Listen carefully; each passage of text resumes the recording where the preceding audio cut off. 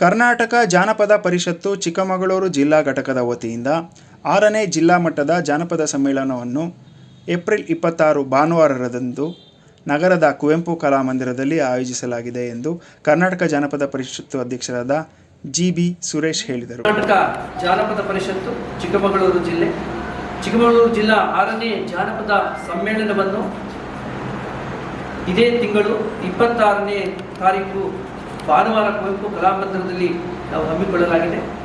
ಸುದ್ದಿಗೋಷ್ಠಿ ಉದ್ದೇಶಿಸಿ ಮಾತನಾಡಿದ ಅವರು, ಜಾನಪದ ಕಲೆ ಮತ್ತು ಸಂಸ್ಕೃತಿಯನ್ನು ಉಳಿಸಿ ಬೆಳೆಸುವ ನಿಟ್ಟಿನಲ್ಲಿ ಹಮ್ಮಿಕೊಳ್ಳಲಾಗಿರುವ ಈ ಸಮ್ಮೇಳನಕ್ಕೆ ಶ್ರೀಮತಿ ಮೋಟಮ್ಮನವರು ಮಾಜಿ ಸಚಿವರು, ಹಿರಿಯ ಜನಪದ ಕಲಾವಿದರು, ಸಮ್ಮೇಳನದ ಸರ್ವಾಧ್ಯಕ್ಷರಾಗಿದ್ದು ಡಾಕ್ಟರ್ ಜೆ.ಪಿ. ಕೃಷ್ಣೇಗೌಡರು ಅಧ್ಯಕ್ಷರು, ಕರ್ನಾಟಕ ಜಾನಪದ ಪರಿಷತ್ ಇವರು ಸ್ವಾಗತ ಸಮಿತಿಯ ಅಧ್ಯಕ್ಷರಾಗಿರುತ್ತಾರೆ ಎಂದು ಸುದ್ದಿಗೋಷ್ಠಿಯಲ್ಲಿ ತಿಳಿಸಿದರು.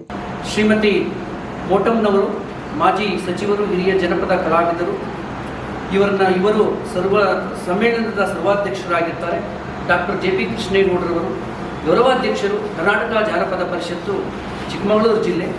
ಇವರು ಸಮ್ಮೇಳನದ ಸ್ವಾಗತ ಸಮಿತಿಯ ಅಧ್ಯಕ್ಷರಾಗಿ ಆಯ್ಕೆಯಾಗಿದ್ದು, ಇವರ ನೇತೃತ್ವದಲ್ಲಿ ನಾವು ಜಾನಪದ ಜಿಲ್ಲಾ ಸಮ್ಮೇಳನವನ್ನು ನಾವು ಅದ್ದೂರಿಯಾಗಿ ಆಚರಿಸಲು ತೀರ್ಮಾನಿಸಿರುತ್ತೇವೆ. ಎಲ್ಲ ಪತ್ರಿಕಾ ಮಾಧ್ಯಮದ ಮಿತ್ರರು ನೀವೆಲ್ಲರೂ ಉಪಸ್ಥಿತರಿದ್ದೀರಾ.